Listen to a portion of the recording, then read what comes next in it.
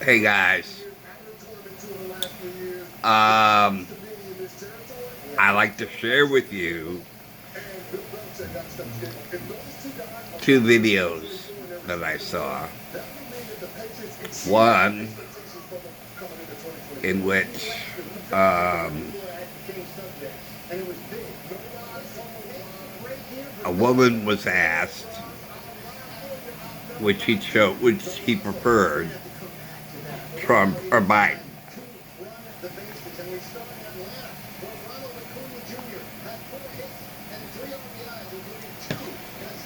She said her answer was neither. All she said about Biden is I hate Biden.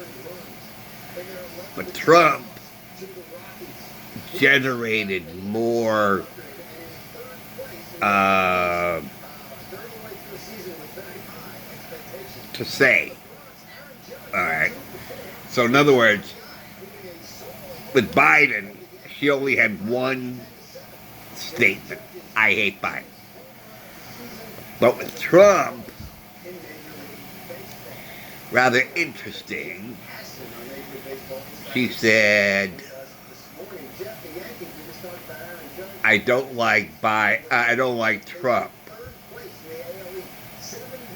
And then he asked her for a reason. Just one reason. She says, I have 1,000 reasons. And he says, okay, name one bad thing he did. One bad thing he did. Her answer was, are you kidding me? I am effing done here. Now, he then says, you said there were 1,000 reasons. Just name one bad thing he did. And she couldn't answer. And she just up and left. I'm effing done here. And she walks away.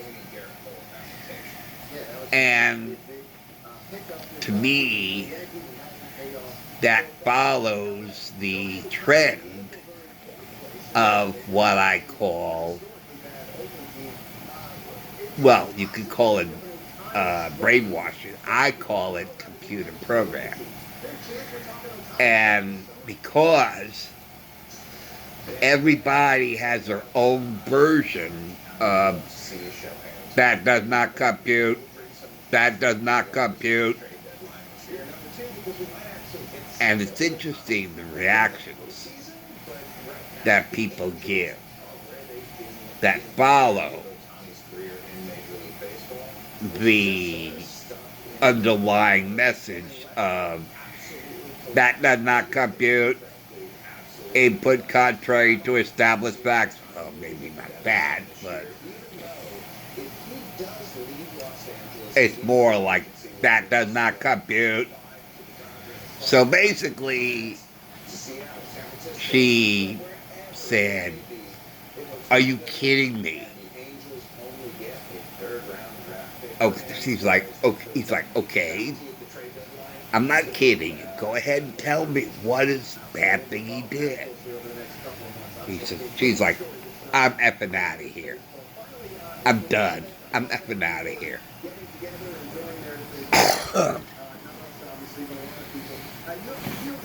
So here's somebody who hates Trump, has 1,000 reasons for hating Trump, and yet she could not even articulate one single bad thing he did.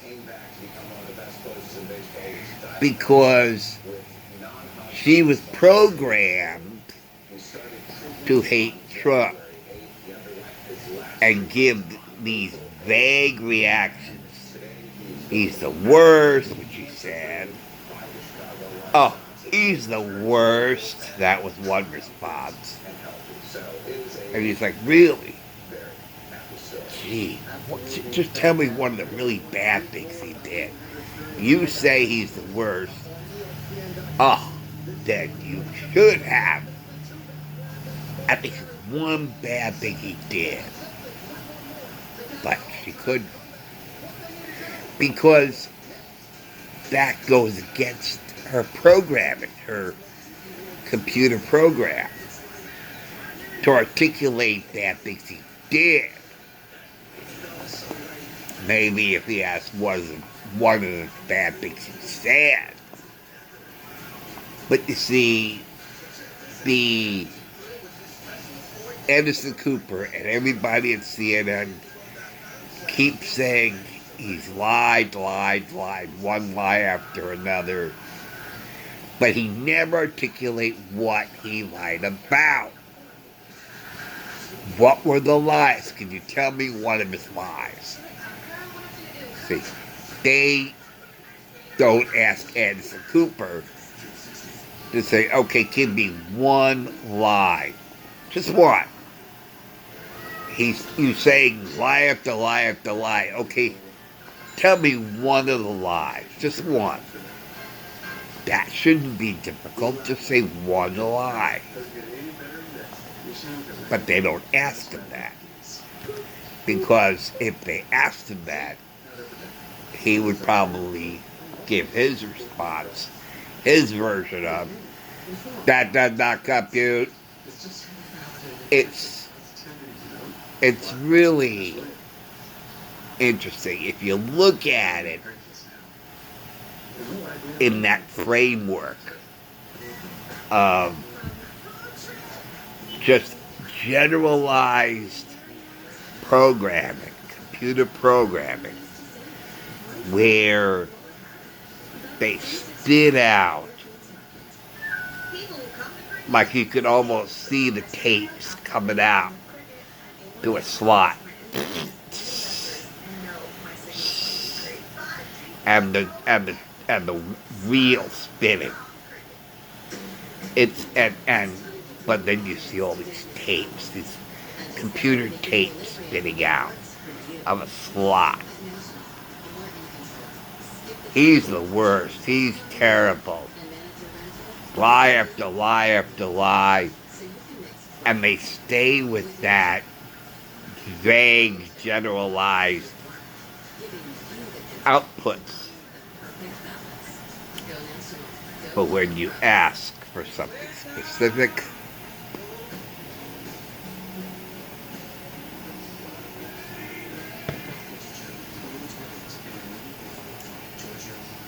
there is no, there's nothing.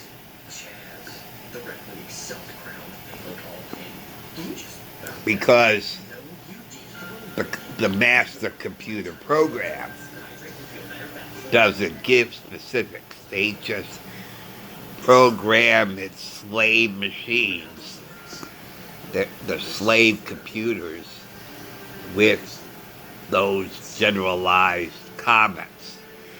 So it makes sense why they keep repeating themselves.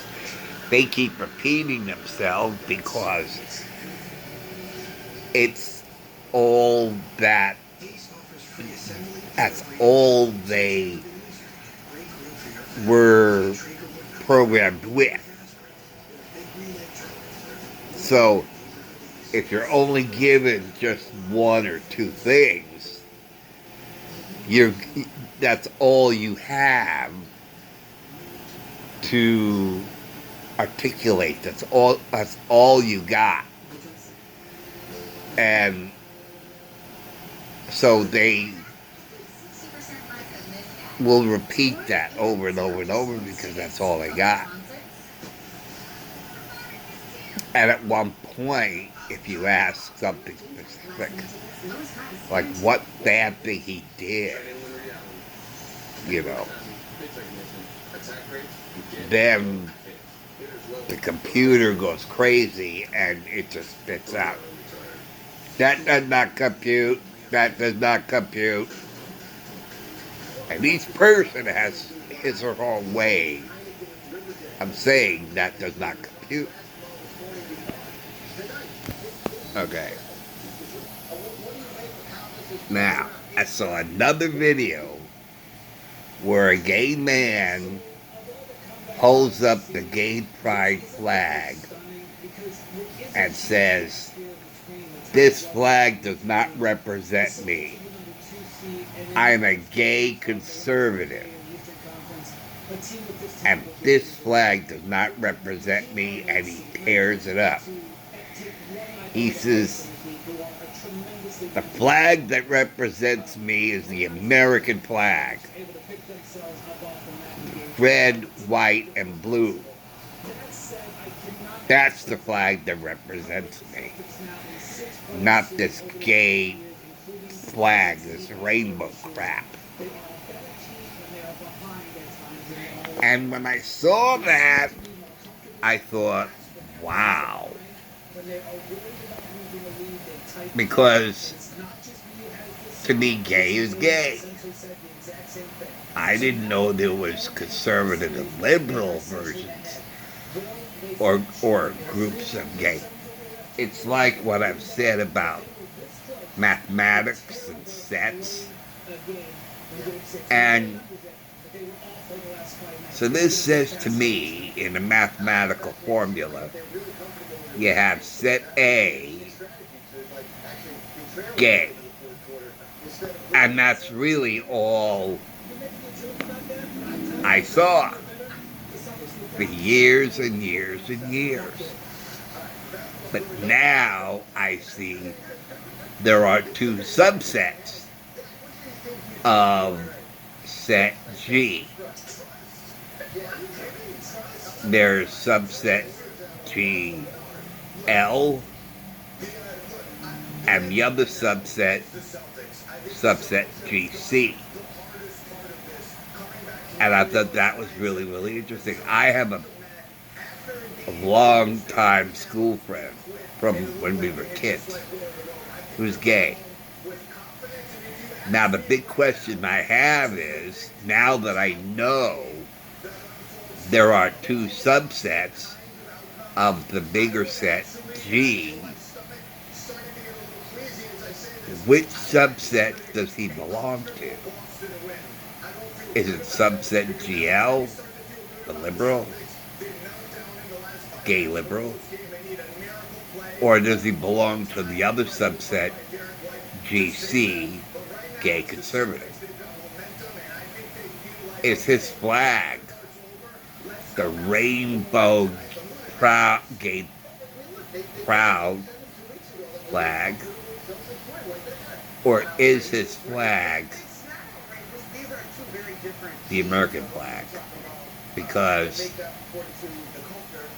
the liberal gay, the gay liberal, is apparently divorced from the United States flag, which I find it quite interesting. I really do. Because as a never-ending student of sociology, that's really something to comprehend. So apparently, there are two groups of gays.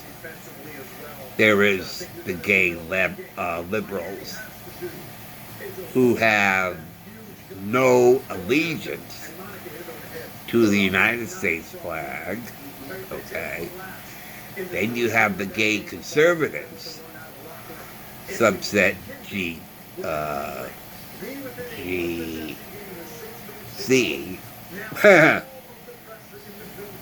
who has nothing to do with the pride flag, the rainbow pride flag, and always sees himself as a gay man in the United States. And the flag, my flag, okay, that flag is the flag that he aligns with. That's his flag. I'm a gay conservative of the United States flag, not the pride flag.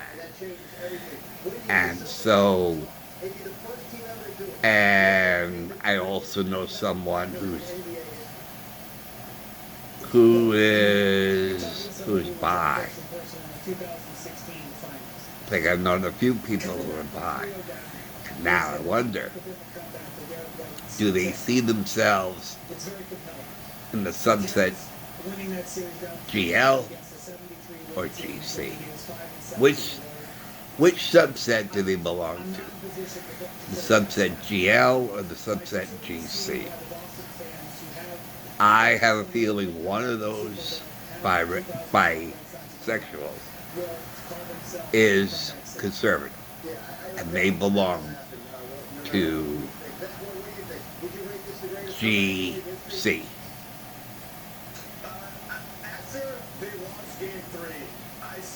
So I guess this is homework for any of the gay people out there. Do you belong to subset GL or the subset GC?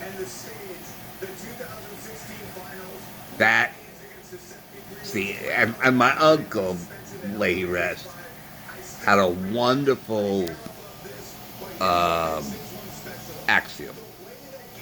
He said, if you go through a day and not learn one thing, no matter how insignificant it may seem, then the day is wasted.